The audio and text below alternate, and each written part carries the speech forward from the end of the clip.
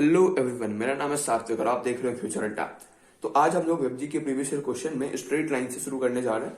और पहला क्वेश्चन हम लोगों के पास, आप लोगों को वैसे क्वेश्चन तो मिल ही गया होगा, डिस्क्रिप्शन में पीडीएफ होगा। A variable line passes through a fix point x1, y1। एक वेरिएबल लाइन है जो कि एक फिक्स पॉइंट x1, y1 से पास कर रहा है, ठीक है। And meets the axis at A and B. अच्छा, ये जो लाइन है ये एक्सिस को ए और बी पे मीट कर रहा है। इस पॉइंट को मान लेता हूं मैं ए, इस पॉइंट को मान लेता हूं बी। कोई दिक्कत होनी भी नहीं चाहिए। अब देखते हैं, if the rectangle O A P B be completed. अच्छा, ओ तो ओरिजिन है। If the rectangle O A P B be completed, यहाँ पी मान लेते हैं और यहाँ बी तो है ही, तो ये rectangle O A P B completed है।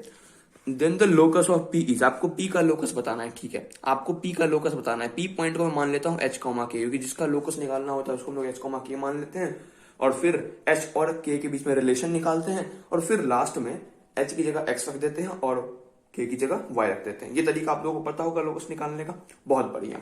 अच्छा, क्या दे रखा है, O be the origin of the system of axis, ठीक है। तो हम लोगों ने मान रखा है कि ओ ओरिजिन होगा। अच्छा, एक बात बताओ कि क्या तुम इस लाइन का इक्वेशन बता सकते हो? कैसे? अच्छा, उससे पहले मैं तुमको अगर बोलूं कि b क्या होगा, b होगा h कॉमा 0 और a क्या होगा 0 कॉमा k, तो तुम मान लोगे? बिल्कुल मानेंगे भाई साहब। क्यों मानेंगे? इसलिए कि ये एक रेक्टेंगल है, इसलिए ये जो PB है लाइन, ये y एक्सिस के पैरेलल होगा। अगर ये y एक्सिस के पैरेलल है तो इस हर एक पॉइंट पे x कोऑर्डिनेट हमेशा h होगा, इसलिए यहां पे h मैंने लिखा है। और क्योंकि ये x एक्सिस है इसलिए यहां पे y कोऑर्डिनेट 0 होगा। सिमिलरली ये लाइन AP जो है वो x एक्सिस के पैरेलल होगा। अगर ये x एक्सिस के पैरेलल है तो AP के हर एक पॉइंट पे y कोऑर्डिनेट सेम होगा जो कि k होगा, इसलिए मैंने यहां पे y कोऑर्डिनेट k लिखा। और x कोऑर्डिनेट 0 होगा क्योंकि ये y एक्सिस है, इसलिए यहां मैंने 0 k लिखा। ये आपको आता होगा। अच्छा, अब इक्वेशन क्या होगा इस लाइन का? इस लाइन का इक्वेशन होगा x by intercept of x axis यानी कि h plus y by intercept of y axis यानी कि k इज इक्वल टू 1। अच्छा, हम लोगों को पता है कि ये लाइन एक फिक्स पॉइंट x1 y1 से पास कर रहा है, तो इसका मतलब x की जगह क्या हम लोग x1 लिख सकते हैं? बिल्कुल लिख सकते हैं। y की जगह y1 लिख सकते हैं? बिल्कुल लिख सकते हैं। और इज इक्वल टू 1 तो हम लोग लिख ही देंगे, ये हम लोगों को अच्छे से पता है। अब आगे देखो, हम लोगों ने h और k में रिलेशन निकाल लिया है। अब क्या करना है? अब हम लोगों को h की जगह x पुट करना है और k की जगह y पुट करना है। तो ये हो जाएगा x1 by x plus y1 by y is equal to 1। यही लोकस हो जाएगा भाई साहब पी पॉइंट का। तो अगला क्वेश्चन देख लेते हैं। अगला क्वेश्चन क्या है भाई साहब मेरे पास, a variable line passes through the fix point alpha comma beta. एक वेरिएबल लाइन है जो कि fix point alpha comma beta से पास कर रहा है, बहुत बढ़िया। The locus of the foot of perpendicular from the origin on the line. आपको क्या निकालना है? आपको निकालना है लोकस किसका? फुट ऑफ परपेंडिकुलर का। अच्छा, ये मान लेता हूं मैं फुट ऑफ परपेंडिकुलर, और फुट ऑफ परपेंडिकुलर को मैं क्या मानूंगा? मैं मानूंगा h कॉमा k, क्योंकि फुट ऑफ परपेंडिकुलर का ही लोकस निकालना है और जिसका लोकस निकालना होता है उसको हम लोग h कॉमा k मानते हैं और फिर h और k में रिलेशन निकालते हैं। बाद में h को x से रिप्लेस करते हैं और k को y से रिप्लेस करते हैं। अच्छा, आप h कॉमा k की जगह कुछ भी मान सकते हो, लेकिन इन जनरल हम लोग हमेशा h कॉमा k ही मानते हैं। बुक में दे रखा होता है इसलिए यहाँ मैंने h कॉमा k माना है। अच्छा, ये फुट ऑफ परपेंडिकुलर है, लेकिन परपेंडिकुलर डाला कहां से गया है? परपेंडिकुलर डाला गया है ओरिजिन से। तो ये रहा मेरे पास ओरिजिन, यहां से मैंने इस लाइन पे परपेंडिकुलर डाला और ये मेरे पास फुट ऑफ परपेंडिकुलर है। अच्छा, ये ओरिजिन है तो 0,0 इसका कोऑर्डिनेट होगा। अच्छा, एक बात बताओ, इस पॉइंट को मैं क्या मान लू? इस पॉइंट को मैं ए मान लेता हूं, इस पॉइंट को मैं बी मान लेता हूं, तो ओ ए बी क्या एक राइट एंगल ट्रायंगल हो जाएगा? हो जाएगा, बिल्कुल सही। अब आगे बढ़ते हैं। तुम लोगों को एक बात पता है, क्या बात? कि अगर ये मेरे पास सर्कल है और ये इसका डायमीटर है और ये एक एंगल है, ये एंगल कितना होगा? ये एंगल हमेशा 90 डिग्री होगा। ये सर्कल की प्रॉपर्टी है, आप लोगों को पता होगा। अच्छा, तो अगर हम लोग ओबी को डायमीटर मान ले और ए इसको मान ले तो कोई दिक्कत होनी भी नहीं चाहिए, क्योंकि भाई साहब ओ ए बी एक राइट एंगल ट्रायंगल पहले से था। अगर मैं ओबी को डायमीटर मान लूं तो एंगल ओ ए बी तो 90 डिग्री हो ही रहा है। इसका मतलब ये कंडीशन तो यहां पे सेटिस्फाई हो रहा है। समझ पा रहे हो मेरी बातों को? मैंने सबसे पहले आप लोग क्या बताया? मैंने सबसे पहले आपको बताया कि भाई साहब ओ ए बी एक राइट एंगल ट्रायंगल होगा। फिर मैंने आपको सर्कल की प्रॉपर्टी बताई कि अगर एक डायमीटर है और यहां पे एक एंगल बनाया जा रहा है इस तरीके से, तो ये एंगल हमेशा 90 डिग्री होगा, ठीक है। अब मैं आपको रिवर्स सोचने को बोल रहा हूं कि अगर ओ ए बी एक राइट एंगल ट्रायंगल है तो क्या मैं उसको इस तरीके से रिप्रेजेंट कर सकता हूं? बिल्कुल रिप्रेजेंट कर सकता हूं। इसका मतलब क्या हुआ? इसका मतलब हुआ कि अगर ओ बी डायमीटर होगा, क्या बोला मैंने? अगर ओ बी डायमीटर होगा तो ए उस सर्कल पे लाई करेगा, ए लाई ऑन द सर्कल।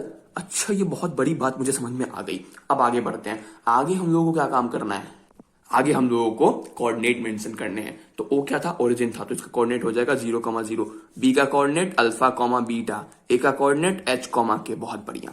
अच्छा, एक बात बताओ, हम लोगों को पता है, क्या पता है भाई साहब, कि अगर एक सर्कल कुछ ऐसा है और ये मेरे पास कुछ ऐसा है और ये कोऑर्डिनेट मेरे पास फिक्स है x1, y1, ये कोऑर्डिनेट मेरे पास फिक्स है x2, y2, और ये एक वेरिएबल कोऑर्डिनेट है जो कि x, y है, तो इस सर्कल का इक्वेशन क्या होगा? इस सर्कल का इक्वेशन हो जाएगा x minus x1 into x minus x2 plus y minus y1 into y minus y2 is equal to 0। ये आप लोगों को पता है? अगर नहीं पता तो मैं हल्के से बता देता हूं कैसे होगा।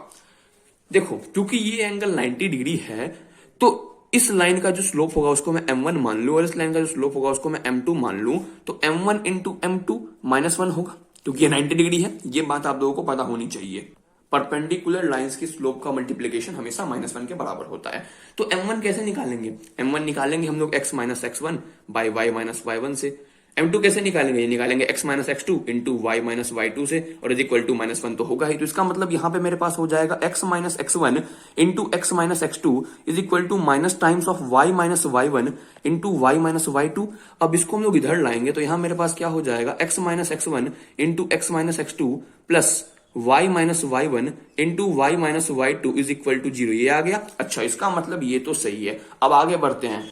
तो अगर इसको हम लोग इस तरीके से सोचे तो यहां पे मेरे पास x1 y1 क्या है? 0,0, x2 y2 क्या है? अल्फा कॉमा बीटा, और xy जो कि वेरिएबल है, यहां मेरे पास वेरिएबल क्या है? h कॉमा के। तो मेरे पास इक्वेशन हो जाएगा h minus 0 into h minus alpha plus k minus 0 into k minus beta is equal to 0। तो मेरे पास हो जाएगा h into h minus alpha plus k into k minus beta is equal to 0। अब हम लोगों ने h और k में रिलेशन निकाल लिया है। अब क्या करना है?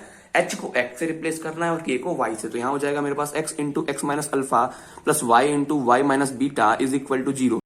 अब इसको आगे सिंप्लीफाई कर लेंगे तो मेरे पास क्या हो जाएगा? यहाँ पे x square minus x alpha plus y square minus y beta is equal to 0। इसका मतलब x square plus y square minus alpha x minus beta y is equal to 0, जो कि पहले वाले ऑप्शन में, तो ये ऑप्शन करेक्ट हो जाएगा। नंबर क्वेश्चन देख लेते हैं। Straight line x minus y equal to 7, x minus y equal to 7 and x plus 4y equal to 2। दो स्ट्रेट लाइन है, ये इंटरसेक्ट कर रहा है पॉइंट B पे। तो इस स्ट्रेट लाइन को मैं मान लेता हूं x minus y equal to 7 और इस स्ट्रेट लाइन को मैं मान लेता हूं x plus 4y equal to 2। ठीक है। अच्छा, A और C, so chosen on those two lines. अच्छा, ए और सी इन दोनों लाइन पे चूज कर लिया गया, तो मैं मान लेता हूं यहां पे है पॉइंट ए और यहां पे है पॉइंट सी। कोई दिक्कत होनी भी नहीं चाहिए। अच्छा, आप लोग ये सोच रहे होगे कि आपने यहां ए क्यों नहीं माना और यहां सी क्यों नहीं माना। मैंने इसलिए नहीं माना क्योंकि देखो, ए और सी उसी ऑर्डर में है जिस ऑर्डर में x minus y equal to 7 और x plus 4y equal to 2 है। मतलब ए पहले आया है और सी बाद में, और क्वेश्चन में x minus y equal to 7 पहले आया है और ये बाद में, इसलिए मैंने ए इसी वाली लाइन पे माना है। अच्छा, आगे क्या बोला जा रहा है? इस तरीके से है कि A B is equal to A C. आप लोगों को क्वेश्चन तो मिल ही गया होगा ना यार, डिस्क्रिप्शन बॉक्स में पीडीएफ पड़ा होगा, वहां देख लेना। तो A B is equal to A C है, बहुत बढ़िया।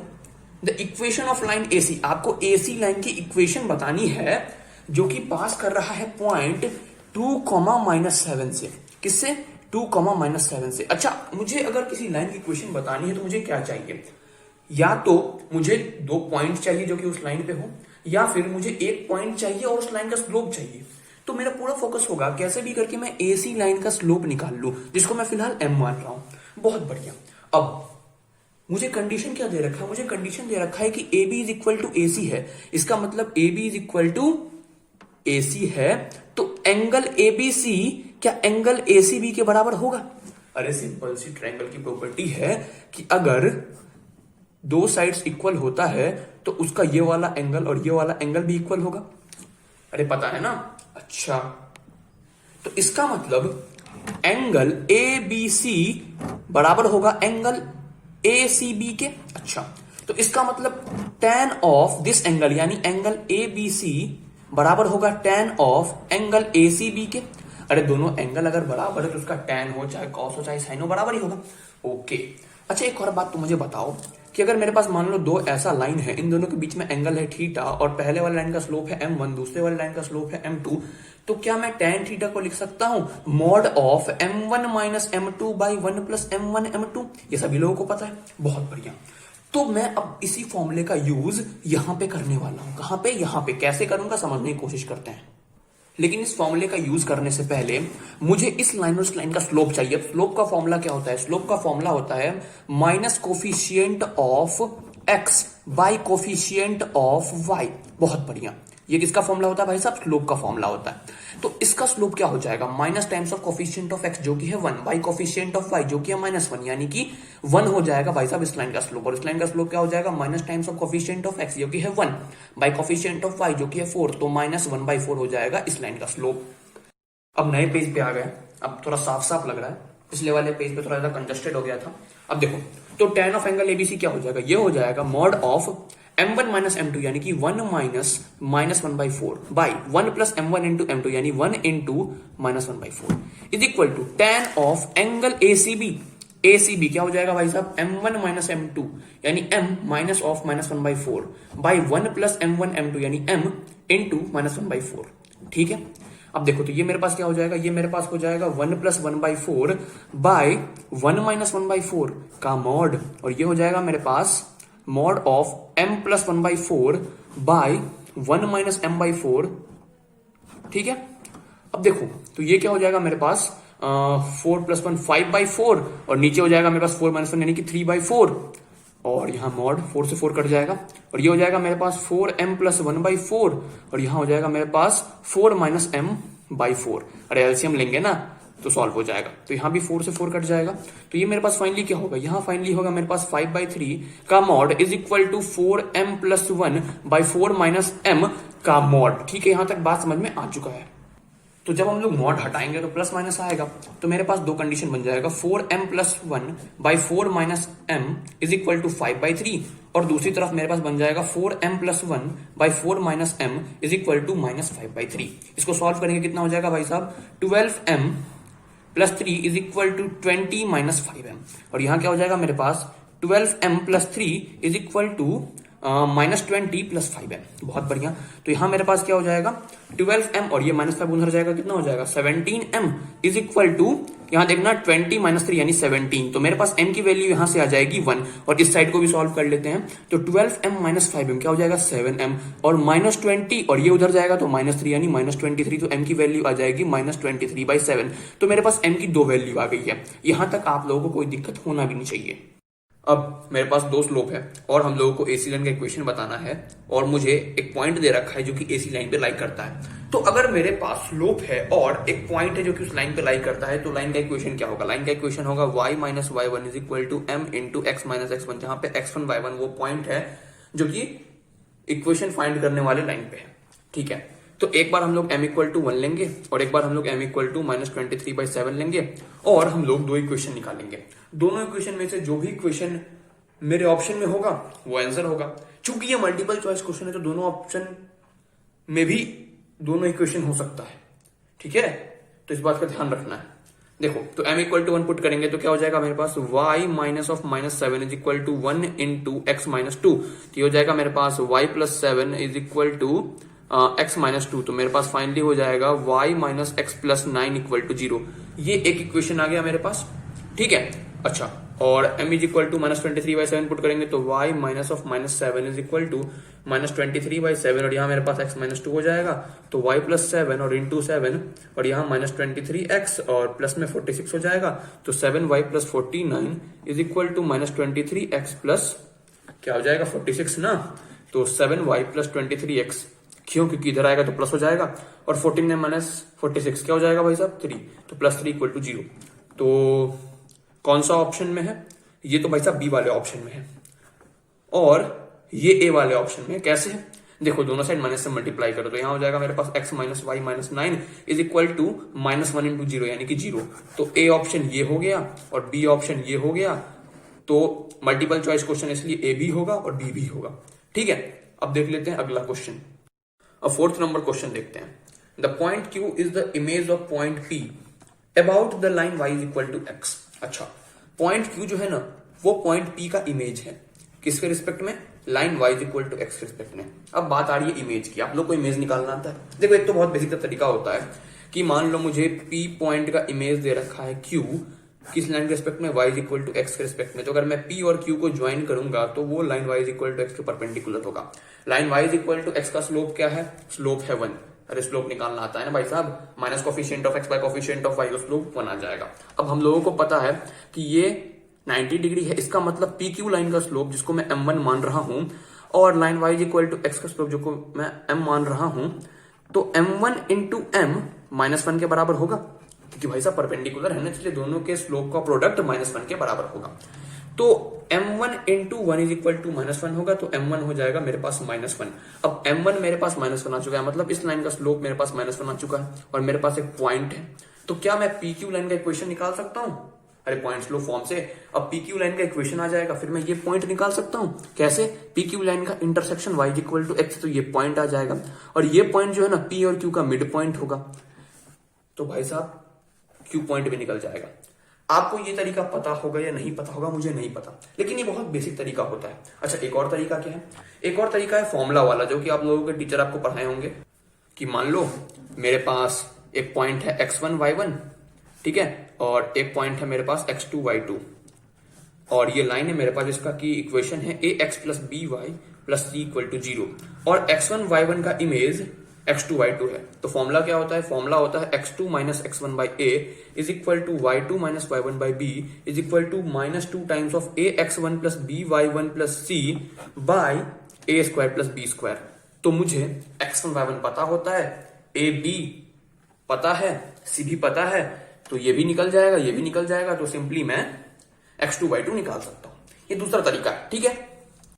उन दोनों तरीके से तुम आराम से सॉल्व कर लोगे, लेकिन चूंकि ये वेबजी का पेपर है तो कुछ शॉर्ट ट्रिक में यहां बताने वाला हूं, उसको याद रखना, काफी इंपॉर्टेंट है। देखो, जब भी line y is equal to x के रिस्पेक्ट में किसी पॉइंट का इमेज निकालना होता है तो बस x कोऑर्डिनेट और y कोऑर्डिनेट को इंटरचेंज कर दो। इसका मतलब q का x कोऑर्डिनेट हो जाएगा p का y कोऑर्डिनेट यानी कि 5, और q का y कोऑर्डिनेट हो जाएगा p का x कोऑर्डिनेट यानी कि 1। तुम दोनों तरीके से सॉल्व करके देख लेना, आंसर यही आएगा। तो मेरे पास q आ गया 5,1। अब आगे क्वेश्चन पढ़ लेते हैं। क्वेश्चन क्या है? R is the image of point Q about the line y is equal to -x। इसका मतलब R जो है ना वो Q पॉइंट का इमेज है, किस लाइन के रिस्पेक्ट में? y is equal to -x के रिस्पेक्ट में। अब जब y is equal to -x के रिस्पेक्ट में इमेज निकालना होता है तो हम लोग कोऑर्डिनेट को इंटरचेंज करते हैं निगेटिव साइन के साथ।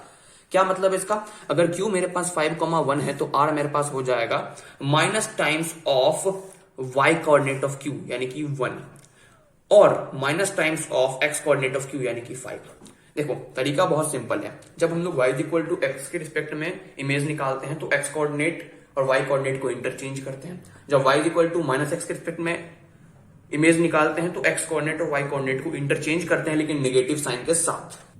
इसीलिए r का x कोऑर्डिनेट क्या होगा? r का x कोऑर्डिनेट होगा negative times of y coordinate of Q, और r का y कोऑर्डिनेट क्या होगा? Negative times of x coordinate of Q। ठीक है। अब देखो आगे क्या बोला जा रहा है क्वेश्चन में, क्वेश्चन पढ़ते हैं। अब आपसे आगे पूछा जा रहा है circum centre of the triangle PQR। आपको PQR ट्रायंगल का सर्कम सेंटर बताना है। भाई ये रहा P, ये रहा Q, ये रहा R। तो P है मेरे पास 1,5, अच्छा Q है मेरे पास 5,1 और R है मेरे पास -1, -5। ठीक है। अच्छा एक बार चेक कर लेते हैं ना कि राइट एंगल ट्रायंगल है कि नहीं। देखो, तो एक काम करता हूं मैं, सबसे पहले मैं PQ लाइन का स्लोप निकालता हूं। स्लोप क्या हो जाएगा भाई साहब? y2 minus y1 by x2 minus x1। तो y2 में मान लेता हूं 1 को, तो x2 क्या हो जाएगा? x2 हो जाएगा मेरे पास 5। y1 में मान लेता हूं अगर 5 को, तो x1 क्या हो जाएगा मेरे पास? 1। तो ये हो जाएगा मेरे पास -4/4 इज इक्वल टू -1। अच्छा, तो इसका स्लोप ये आ गया। अब ऐसे ही मैं एक काम कर रहा हूं, मैं इसका स्लोप निकाल लेता हूं।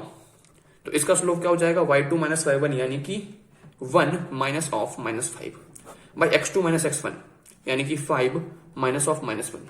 तो ये हो जाएगा मेरे पास 6/6 यानी कि 1। अच्छा एक बात बताओ, इसके स्लोप को अगर मैं m1 बोलूं, इसके स्लोप को अगर मैं m2 बोलूं, तो क्या m1 इंटू m2 -1 आ रहा है? हाँ बिल्कुल आ रहा है। लेकिन ये किस केस में आता था? जब दो लाइन के बीच का एंगल 90 डिग्री होता था तो उन दोनों लाइन के स्लोप का मल्टीप्लीकेशन आता था -1। इसका मतलब ये एंगल तो 90 डिग्री होना चाहिए। इसका मतलब हम लोगों ने ट्रायंगल गलत बनाया है। ट्रायंगल कुछ ऐसा होगा, ऐसा PQR। ठीक है, ये एंगल 90 डिग्री होगा। अच्छा एक बात बताओ, जब राइट एंगल ट्रायंगल होता है तो उस ट्रायंगल का सरकम सेंटर कहां आता है? उस ट्रायंगल का सरकम सेंटर आता है मिड पॉइंट ऑफ हाइपोटेन्यूज पे, मतलब यहां पे। तो भाई साहब सरकम सेंटर जो है ना वो हो जाएगा मिड पॉइंट ऑफ क्या? हाइपोटेन्यूज। हाइपोटेन्यूज, अच्छा हाइपोटेन्यूज है क्या? हाइपोटेन्यूज है पी आर, इसका मतलब मिड पॉइंट ऑफ क्या? P and R. अच्छा पी एंड आर का मिड पॉइंट क्या हो जाएगा? तो भाई साहब सबसे पहले पी और आर के कोऑर्डिनेट को लिख लेते हैं। तो पी का कोऑर्डिनेट है मेरे पास 1,5 और आर का कोऑर्डिनेट है मेरे पास -1, -5। तो ये हो जाएगा मेरे पास 1 - 1/2 5 - 5/2। तो ये हो जाएगा मेरे पास 0,0। तो ओरिजिन हो जाएगा इस ट्रायंगल का सरकम सेंटर, ठीक है ना। अच्छा ये तो आता है ना भाई साहब मिड पॉइंट निकालने। मिड पॉइंट कैसे निकालते हैं? मान लो इसका कोऑर्डिनेट होता है x1 y1, इसका कोऑर्डिनेट होता है x2 y2। तो मिड पॉइंट होगा x1 + x2/2, y1 + y2/2। यही करता है ना।